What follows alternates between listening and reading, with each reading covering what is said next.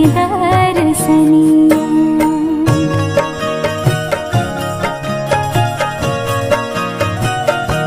हाँ सितली बेअरिया सितल तुझे पनिया, कब देव देवता तू आके दर्शनिया।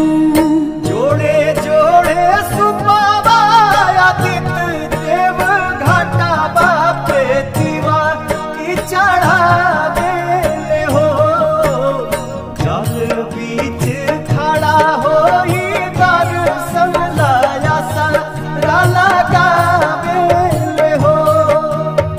जल बीच खड़ा होई दर्शन ला आसरा लगावे हो।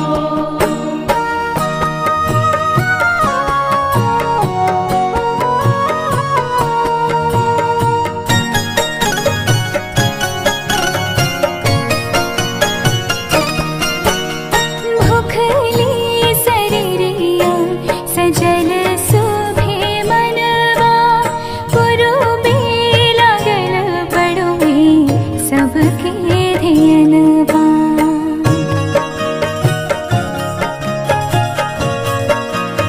हाँ भूखली शरीरिया सजल सुभे मनवा, पुरुबे लागल बड़ुए सबके ध्यानवा।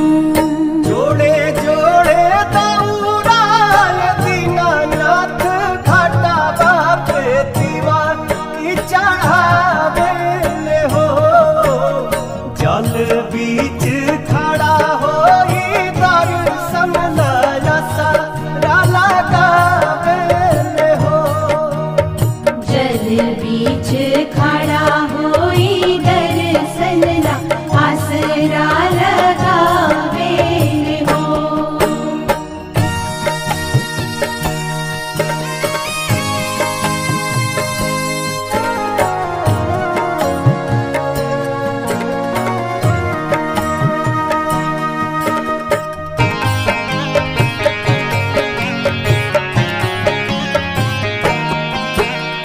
विनय बिहारी लिखले माई के भजनवा, गवेली पलक बेटी धई के ध्यानवा।